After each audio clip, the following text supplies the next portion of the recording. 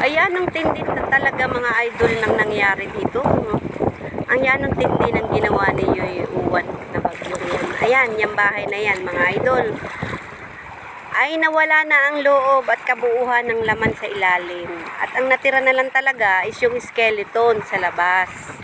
Yan, ganun katindi si Bagyong Uwan. Bagyong Uwan, huwag ka nang bumalik din eh. At tagang bubumbahin na kita. Hindi ka na pwedeng bumalik dito sa amin. At hindi ka nakakatuwa. Ha?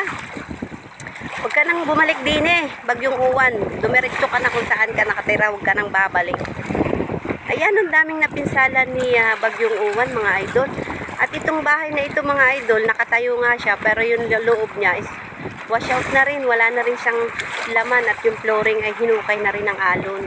Yan, dahil nga sa Bagyong Uwan. At dito naman sa parting ito mga idol, ay meron ditong 3 hanay na room. At yan ay wash out din dahil sa Bagyong Uwan. Ay kay lupit ng Bagyong Uwan. Aba, matinding bumanat si Bagyong Uwan. Ano ka ba Bagyong Uwan? Ay hindi ka namin na-miss. Bakit ikaw ay biglang bigay todo ang pakitang gilas dito? Shit ka Bagyong Uwan, huwag ka nang pumunta din eh. At umuwi ka kung saan ka man nakatira. Hindi ka welcome sa amin ha?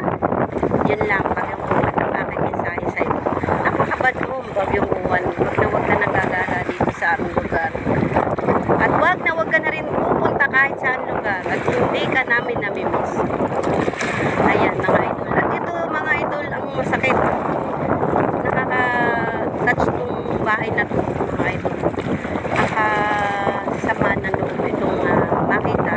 At itong aming tambayan ni Guapito. Itong bahay na ito, napakaganda nito mga idol. At ito nga yung aming tambayan kapag kami ay gusto dito mamasya ni Guapito. At nakakagulat sa isang iglap ay ganito na naman ang masusulyapan mo. Nung minsan, maaraang buwan mga idol, nung bumagyo rin siya, medyo napinsala na to pero hindi ganito kalaki ang sira niya. Hindi ganito kalaki, talagang pinuntas yung pinakang dito sa tabing dagat. Ang nakaraan naman mga idol is yung bandang huli lang. Yung bandang huli lang niya ang karoon ng crack ng yung banda rin. Yan. Ito lang yung sinira ng mga nakaraang bagyo. At dahil nga sa lakas din ng alon, ayan, ito lang siya, ito lang napinsala niya. At hindi man siya ganong kalaki.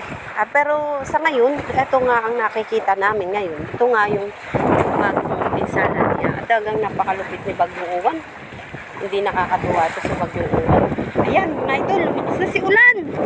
Naku! Hey, baby! Baby! It's raining! Aba, pare yata hindi ka nakaramdam ng ulan. Aba, ilalamigit ka dyan.